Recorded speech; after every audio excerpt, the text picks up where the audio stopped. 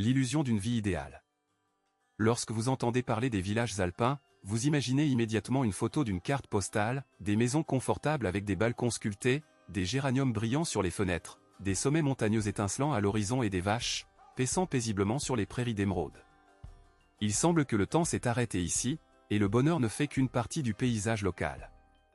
J'ai été dans de tels endroits à plusieurs reprises, et chaque fois que je me suis surpris à penser, est-ce vraiment un vrai paradis sur Terre ? Les livrets et publicités touristiques ne font qu'améliorer cette sensation. Il semble promettre, cela vaut la peine de venir ici, et toutes vos inquiétudes fondent, comme la neige au soleil. Les gens viennent dans les villages alpins derrière la paix, l'inspiration, un sentiment de simplicité et d'harmonie.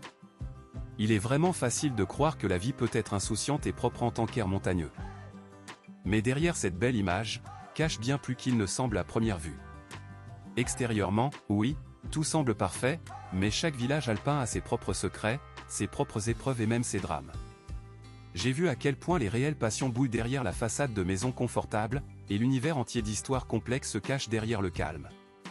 C'est ce que je veux vous dire, afin que vous voyiez les Alpes non seulement à travers les yeux d'un touriste, mais aussi aux yeux de la personne qui vivait ici, à parler avec les habitants et à regarder la vie de l'intérieur.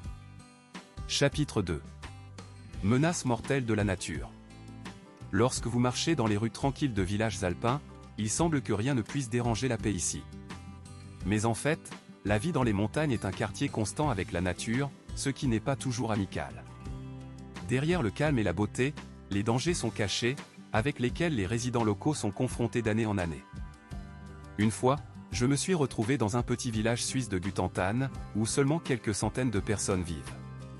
Ici, tout le monde se connaît et chaque maison fait partie d'une grande famille. Mais ce coin confortable chaque hiver vit dans la peur des avalanches.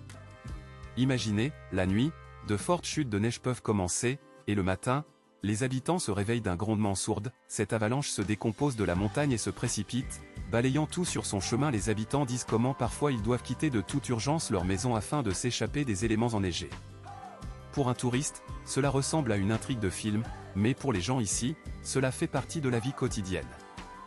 Une autre histoire est le village de Brianz, qui s'appelle parfois Brinzel. Ici, la situation est encore plus dramatique, en raison des effondrements constants de montagnes et des glissements de terrain, certains habitants ont été forcés d'évacuer. Imaginez, vous vivez dans une maison qui appartenait à votre famille pendant de nombreuses générations, et une fois que les autorités rapportent, bientôt tout le village peut être sous les décombres, et vous devez partir de toute urgence. Les gens quittent non seulement les murs, mais aussi dans leur histoire, leurs souvenirs. C'est une solution difficile, mais il n'y a pas de choix. Le changement climatique n'améliore que ces menaces. Les hivers deviennent plus chauds, la neige fond plus rapidement et les avalanches vont plus souvent. En été, les pluies s'intensifient et les rivières de montagne sortent des rives, inondant les rues et les champs. Au cours des 10 dernières années, la fréquence des catastrophes naturelles dans les Alpes a considérablement augmenté. Les résidents locaux disent de plus en plus que la nature est devenue moins prévisible et que la vie dans les montagnes est plus dangereuse. Mais, malgré toutes ces difficultés, les gens n'abandonnent pas, ils construisent des barrières spéciales, renforcent les pentes, apprennent à vivre une préparation constante pour les surprises. J'ai vu comment les résidents locaux s'entraident, comment la cohésion et l'assistance mutuelle deviennent ici non seulement des mots, mais une nécessité réelle. C'est exactement ce qui rend les villages alpins si spéciaux, derrière leur calme, cache un pouvoir d'esprit incroyable et la capacité de survivre même dans les conditions les plus difficiles. Chapitre 3. Catastrophe démographique. Beaucoup de touristes, venant dans les villages alpins, notez, tout est si calme ici que même il semble que le temps est gelé. Mais si vous regardez attentivement, vous pouvez remarquer un signe alarmant, les enfants et les jeunes ne sont presque pas visibles dans les rues. Ce n'est pas un accident, mais le résultat d'un grave problème démographique auquel les colonies de montagne sont confrontées dans toute l'Europe. Je me souviendrai de ma visite dans le village suisse d'Albinan. Cet endroit est comme une illustration d'un conte de fées, des maisons soignées, des clôtures en bois, des parterres de fleurs à fleurs. Mais quand j'ai demandé aux habitants combien d'enfants vivent ici, ils ont répondu, seulement 25 de près de 250 habitants. Imaginez, dans le village où le rire des enfants sonnait autrefois, il n'y a plus de voix des enfants. L'école locale était fermée, il n'y a tout simplement plus d'élèves. Pour les parents, ce fut un vrai coup, car maintenant les enfants doivent aller dans les villes voisines, et c'est souvent des dizaines de kilomètres le long des routes de montagne. Pourquoi cela se produit-il ? les jeunes partent pour les grandes villes, à Genève, Zurich, Munich, Milan, à la recherche de l'éducation et du travail. Il est difficile de trouver un travail moderne dans les montagnes, et la vie ici nécessite des efforts considérables. En hiver, vous devez nettoyer la neige, en été, pour prendre soin du bétail ou travailler dans une ferme. Les jeunes veulent une vie différente et ils peuvent être compris. Mais en conséquence, les villages alpins s'éteignent progressivement. Les autorités tentent de combattre cela. Par exemple, dans le même Albinan il y a plusieurs années, ils ont pris une décision inhabituelle, ils ont offert à de nouvelles familles qui sont prêtes à déménager ici, soutien monétaire, une 60 000 francs suisses pour une famille avec des enfants. C'est beaucoup d'argent, et une telle étape a attiré l'attention dans tout le pays. Mais même de telles mesures n'aident pas toujours. Après tout, il est important non seulement d'obtenir une maison et de l'argent, mais aussi de trouver le sens de la vie, du travail, des amis ici. Une catastrophe démographique n'est pas seulement des statistiques. Ce sont le sort des gens, des maisons vides, des écoles abandonnées et le sentiment que toute l'ère est une chose du passé. Mais en même temps, j'ai vu comment les habitants ne perdent pas espoir. Ils organisent des vacances, se soutiennent mutuellement, essaient de préserver les traditions. Et chaque nouvel enfant qui est apparu dans le village ici est comme un petit miracle, comme un symbole du fait que la vie continue, quoi qu'il arrive. Le chapitre est 4e. L'isolement social et ses conséquences. Lorsque vous regardez les villages alpins de côté, il semble qu'une harmonie spéciale règne ici, tout le monde se connaît, les voisins sont toujours prêts à aider et que la vie se déroule mesurément et calmement. Mais si vous vivez ici pendant au moins quelques semaines, vous commencez à remarquer l'autre côté, l'isolement social, qui peut être très grave, en particulier pour les personnes âgées et ceux qui sont habitués à une communication active. Je me souviens comment je suis resté une fois dans un petit village des Alpes autrichiennes. Une centaine de personnes seulement vivaient ici, et la plupart d'entre eux étaient des personnes âgées. Les jeunes sont partis pour les villes et les résidents restants ne voyaient souvent pas de nouveaux visages pendant des semaines. Le soir, le village a plongé dans un silence incroyable, ni le bruit des voitures, ni les voix des enfants, ni même la lumière dans les fenêtres, de nombreuses maisons étaient vides. Pour un touriste, cela peut sembler de la romance, mais pour les locaux, c'est une réalité quotidienne. C'est particulièrement difficile pour ceux qui ont besoin de soins médicaux. L'hôpital le plus proche peut être de 20 voire 30 km, et en hiver, les routes deviennent souvent impraticables à cause de la neige. J'ai entendu des histoires lorsque les personnes âgées ont dû attendre une ambulance pendant des heures, car la voiture n'a pas pu passer les passes couvertes de neige. Dans de telles conditions, même un simple rhume peut se transformer en un problème grave. Les services sociaux dans les montagnes fonctionnent différemment que dans les villes. Souvent, il n'y a pas de pharmacie, pas de magasin, pas de courrier, tout cela doit être commandé ou attendre que l'un des voisins se rend en ville et apporte les choses nécessaires. Pour les personnes âgées et les personnes handicapées, cela devient un véritable test. J'ai rencontré des résidents qui, pendant des mois, n'ont pas quitté leur maison, car ils ne pouvaient tout simplement pas se rendre au magasin le plus proche. Un autre problème est le coût élevé de la vie. Les produits, le carburant, les services ménagers ici sont plus chers que dans les villes, car tout doit être livré le long des routes de montagne. Pour de nombreuses familles, il s'agit d'une forte charge budgétaire. Et si vous tenez compte du fait qu'il y a peu de travail ici et que les salaires sont souvent inférieurs à ceux des grandes villes, il devient clair pourquoi de nombreux jeunes partent. Le côté psychologique est également très important. La solitude et le sentiment d'isolement du monde peuvent entraîner une dépression et d'autres problèmes. J'ai entendu des histoires sur des gens qui n'ont pas voyagé hors de leur village pendant des années et se sont sentis oubliés. Mais, malgré toutes les difficultés, une cohésion incroyable reste dans les villages alpins. Les gens se soutiennent mutuellement, organisent des vacances conjointes et aident ceux qui sont dans une situation difficile. C'est cette chaleur humaine qui aide beaucoup à faire face à l'isolement et à ne pas perdre confiance dans le meilleur. Chapitre 5. Les secrets sombres du passé. Lorsque vous marchez dans les vieilles rues de villages alpins, il est facile de croire que seule la paix et la tranquillité ont toujours régné ici. Mais si vous commencez à demander aux résidents locaux ou à écouter soigneusement leurs histoires près de la cheminée, vous pouvez découvrir des histoires incroyables et même sombres qui ont été transmises de bouche en bouche pendant des siècles.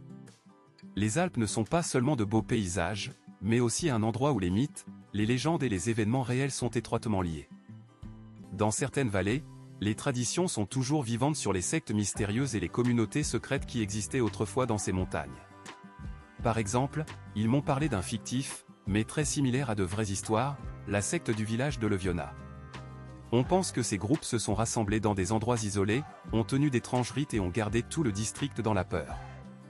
Bien sûr, une grande partie fait partie du folklore local, mais dans chaque légende, il y a une part de vérité.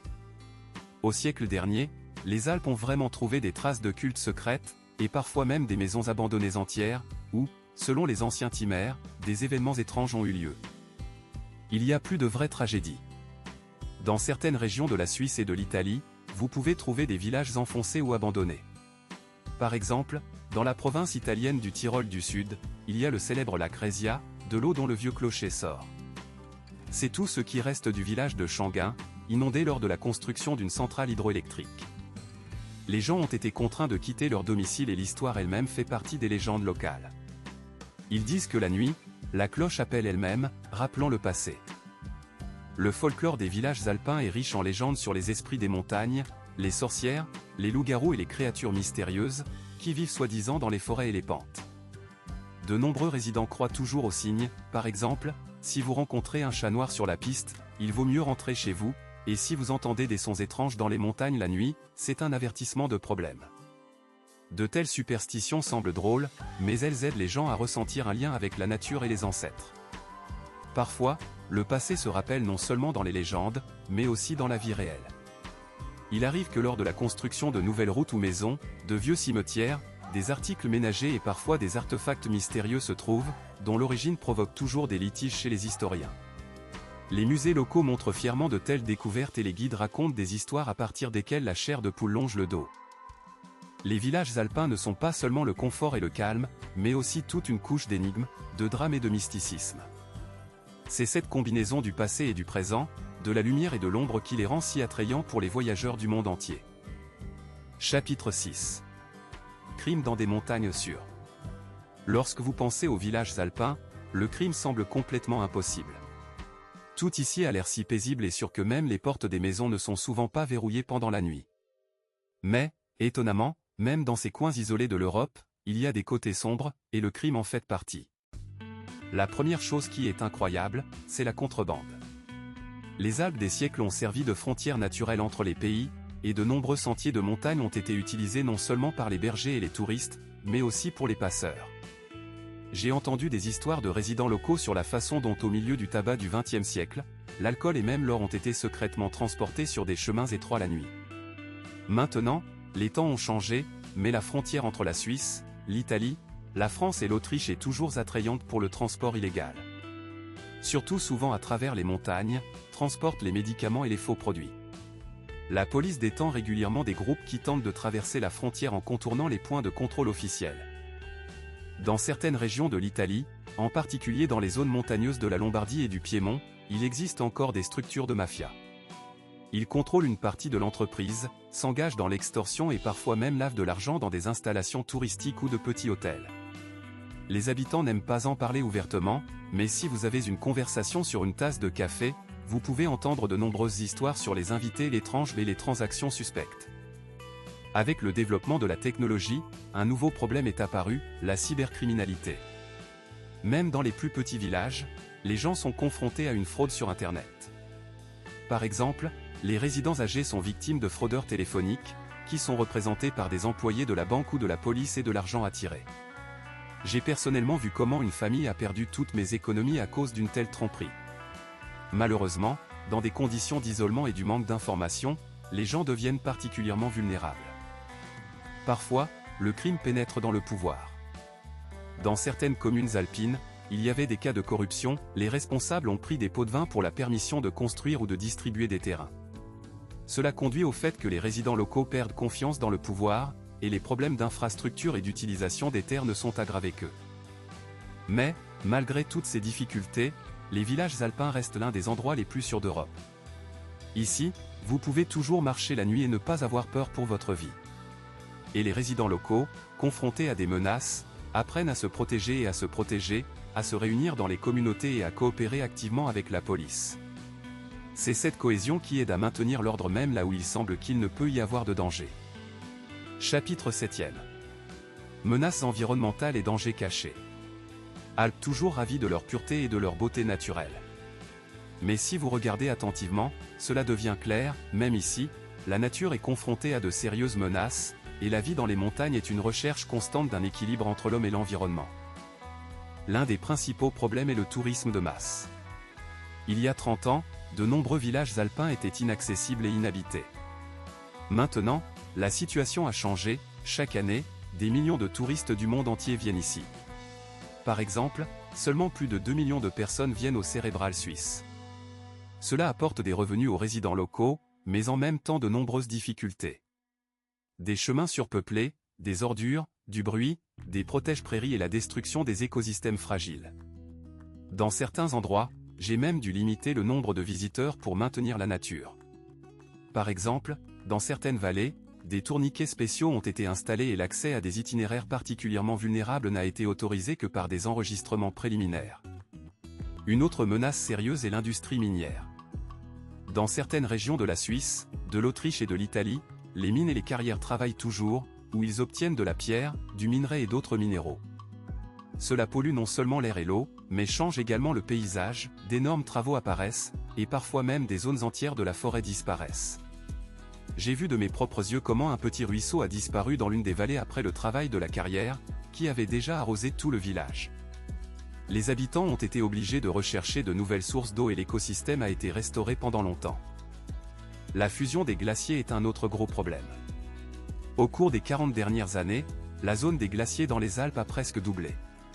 Cela affecte non seulement la beauté du paysage, mais représente également une réelle menace pour la sécurité. Les glaciers nourrissent les rivières de montagne, et lorsqu'ils disparaissent, la quantité d'eau diminue fortement en été. Cela entraîne des sécheresses, une diminution de la culture et même des interruptions de l'eau potable. De plus, la fusion de la glace affaiblit les pentes des montagnes, ce qui augmente le risque de glissement de terrain et de chute de roches. Dans certains villages, comme à Brienz, les gens sont obligés de surveiller constamment l'état des pentes et de se préparer à l'évacuation. Un autre danger caché est la pollution, qui n'est pas toujours visible à l'œil nu. Par exemple, dans certains lacs alpins, des traces de microplasties et de produits chimiques se trouvent qui viennent ici avec des pluies ou des ordures touristiques. Cela affecte les poissons, les oiseaux et même la qualité de l'eau potable. Mais malgré toutes ces menaces, les villages alpins ne se tiennent pas à l'écart.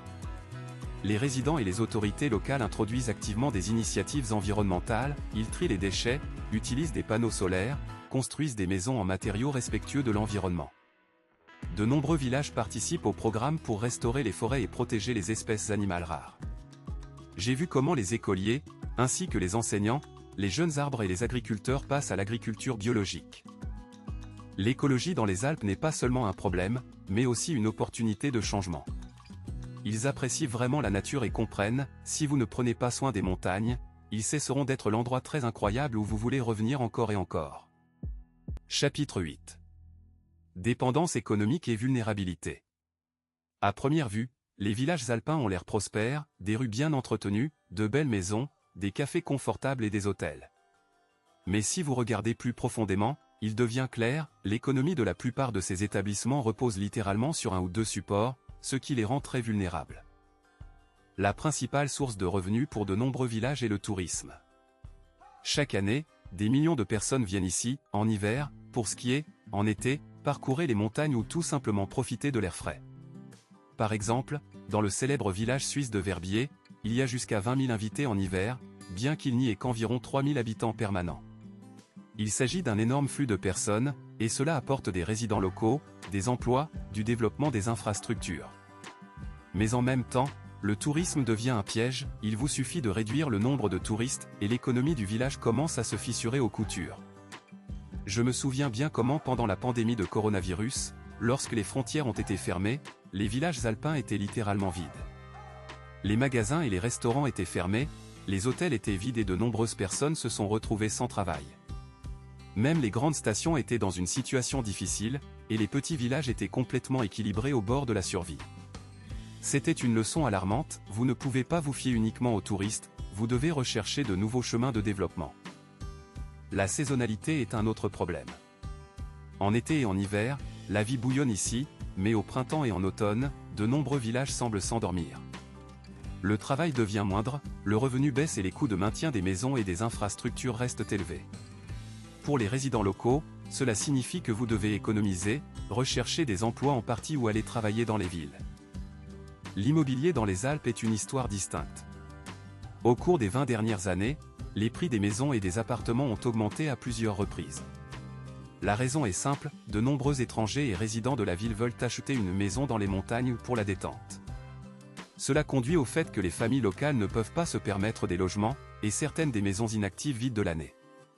Dans certains villages, plus de la moitié des maisons appartiennent aux visiteurs, ce qui change l'atmosphère de la colonie elle-même, un sens de la communauté disparaît, et il y a moins d'habitants permanents.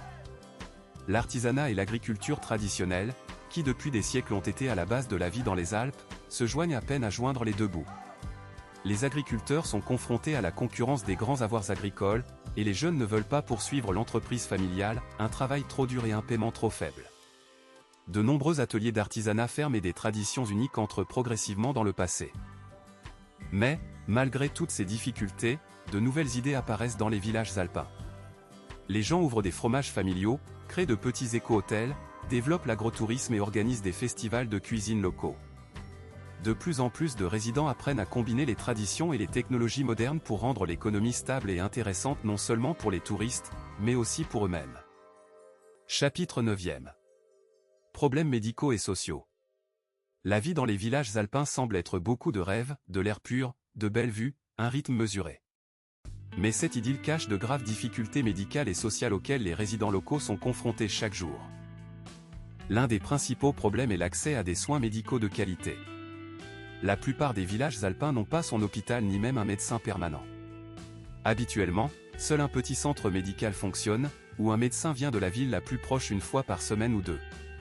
Si quelque chose de grave se produit, un accident vasculaire cérébral, une crise cardiaque, une blessure sur un sentier de montagne, la route de l'hôpital peut prendre 1 heure ou plus, surtout en hiver, lorsque les passes remarquent la neige. J'ai entendu des histoires comment les gens devaient attendre une ambulance pendant plusieurs heures, et parfois le salut dépendait des voisins qui ont amené la victime sur leur propre voiture. Les personnes âgées constituent une partie importante de la population de villages alpins. Beaucoup d'entre eux vivent seuls, car les enfants et les petits-enfants sont partis pour les villes. La prise en charge de la santé et de la vie tombe sur les épaules des travailleurs sociaux, qui ne suffisent souvent pas. Certains villages n'ont qu'1 ou 2 travailleurs sociaux pour des dizaines de personnes âgées. Ils aident les achats, le nettoyage, parfois ils viennent parler pour qu'une personne ne se sente pas seule. Mais ce n'est clairement pas suffisant, et de nombreuses personnes âgées passent de longues semaines sans communication et soutien. Un autre problème grave est l'alcoolisme et la toxicomanie. Cela peut sembler inattendu, car les villages alpins sont associés à un mode de vie actif. Mais l'isolement, l'ennui, le manque de travail et les perspectives conduisent au fait que certaines personnes commencent à abuser de l'alcool ou à chercher du réconfort dans les drogues. Les jeunes qui sont difficiles à trouver à leur goût ou qui se réalisent sont particulièrement vulnérables. J'ai rencontré des familles où plusieurs générations combattent ce malheur, et les autorités locales tentent d'organiser des programmes préventifs, mais il n'y a souvent pas assez de ressources. Le niveau des suicides dans les régions montagneuses, malheureusement, est supérieur à la moyenne du pays. Les raisons sont toutes les mêmes, solitude, dépression, manque de soutien. Au cours des 10 dernières années, plusieurs tragédies se sont produites dans certains villages qui ont choqué toute la communauté. Après de tels cas, les résidents essaient de communiquer davantage les uns avec les autres, organiser des dîners et des vacances conjoints afin que personne ne se sente oublié. Un test spécial est la prise en charge des personnes âgées. Les jeunes partent et la génération plus âgée est laissée seule avec leurs problèmes. Dans certaines familles, les grands-parents vivent seuls et uniquement les vacances, ils se réunissent avec des parents. Les autorités tentent de soutenir ces personnes, ils organisent des dîners gratuits, des services de bénévolat et une prestation de médicaments. Mais cela ne suffit pas à résoudre complètement le problème. Néanmoins, malgré toutes ces difficultés, les villages alpins restent un endroit où les gens savent s'occuper les uns des autres. La tradition de l'assistance mutuelle est toujours en vie, lorsque les voisins sont toujours prêts à venir à la rescousse. C'est cette cohésion qui aide à faire face aux difficultés et à maintenir la chaleur humaine même dans les conditions les plus difficiles. Le chapitre est 10e. L'avenir des villages alpins, survie ou disparition? Lorsque vous vous tenez sur un grand col alpin et regardez les minuscules villages dispersés dans les vallées, vous y pensez involontairement, quel avenir attend ces endroits? Seront-ils en mesure de survivre dans un monde qui change à une telle vitesse, ou disparaîtra progressivement, cédant la place à des itinéraires touristiques et à des maisons vides pour les vacances? Au cours des dernières décennies, des changements dans les Alpes se sont produits particulièrement rapidement. Le changement climatique est l'une des menaces les plus graves pour les colonies de montagne. Les hivers deviennent plus chauds, ils tombent plus petits, ce qui signifie que la saison de ski est réduite. Pour de nombreux villages vivant en raison du tourisme d'hiver, c'est un vrai désastre. Certaines stations de ski sont déjà obligées de fermer plus tôt que d'habitude, et dans les zones basses, la neige ne se trouve parfois pas du tout. Ce n'est pas seulement un coût pour l'économie, mais aussi un signal alarmant pour tous ceux qui sont habitués au mode de vie habituel. Mais les Alpines sont des gens incroyablement inventifs et persistants. Dans de nombreux villages, des projets innovants apparaissent qui aident à s'adapter aux nouvelles conditions. Par exemple, dans certains endroits, le tourisme estival se développe activement, ils organisent des itinéraires de randonnée et de vélo, ouvrir des écoles d'escalade et organiser des festivals de musique et d'art. De plus en plus de gens viennent dans les montagnes non seulement en hiver, mais aussi à d'autres moments de l'année pour profiter de la nature, essayer la cuisine locale, participer à des ateliers sur le canon ou l'artisanat. Les technologies viennent également à la rescousse. Dans certains villages, Internet par satellite est installé afin que les jeunes puissent travailler à distance et ne partent pas pour les grandes villes. Le covourage est ouvert où vous pouvez faire des affaires ou des études sans quitter votre maison. J'ai vu comment plusieurs familles se sont unies dans un petit village suisse et ont ouvert un atelier conjoint où elles produisent des souvenirs respectueux de l'environnement et les vendent sur Internet à travers l'Europe. Ceci est un exemple de la façon dont les traditions et les opportunités modernes peuvent fonctionner ensemble. Les autorités et les organisations publiques soutiennent de telles initiatives. Des subventions apparaissent sur le développement de fermes familiales, des programmes de réinstallation des jeunes familles, des projets de restauration de vieilles maisons. Dans certains villages, ils organisent même des compétitions pour le meilleur projet pour relancer la communauté, et les gagnants reçoivent un financement pour mettre en œuvre leurs idées. Une tâche très importante consiste à maintenir une culture et des traditions uniques. Dans les Alpes, l'artisanat, les vacances folkloriques, les dialectes locaux sont toujours en vie. De plus en plus, les festivals, les foires, les masterclass sont organisés afin de transmettre ces connaissances aux nouvelles générations et à intéresser les touristes non seulement par la nature, mais aussi avec la culture. Bien sûr, il y a encore de nombreux défis. Il est nécessaire de résoudre les problèmes de l'écologie, de l'isolement social, de l'accès à la médecine, de rechercher de nouveaux modèles économiques. Mais l'essentiel est que les gens qui aiment leur terre vivent toujours dans des villages alpins et sont prêts à se battre pour son avenir. Je crois, si vous maintenez la cohésion, l'ouverture au changement et le respect des traditions, ces endroits incroyables ont toutes les chances non seulement de survivre, mais aussi de devenir un exemple pour le monde entier. Comment pouvez-vous vivre en harmonie avec la nature, les gens et le temps? Conclusion. Les villages alpins ne sont pas seulement des cartes pittoresques et des paysages idéaux, mais aussi la vraie vie avec toutes ses joies et difficultés. Derrière le calme externe, un monde incroyable est caché. Ici, les gens se battent avec la nature, surmontent la solitude, conservent les traditions et recherchent de nouveaux chemins de développement. Les Alpes nous apprennent à apprécier des choses simples, à être plus attentifs au monde qui nous entoure et aux autres. Si jamais vous vous trouvez dans l'un de ces villages, ne vous précipitez pas pour partir tout de suite. Arrêtez, parlez avec les résidents locaux, essayez leur pain et leur fromage, et écoutez des histoires. Ensuite, vous verrez, une puissance incroyable de l'esprit, de la chaleur et de l'amour de la vie sont cachés derrière le calme des villages alpins. C'est ce qui rend ces endroits vraiment uniques et inoubliables. N'oubliez pas les services utiles que nous indiquons dans les commentaires fixes. Abonnez-vous à la chaîne, comme ça. Bon repos pour tout le monde.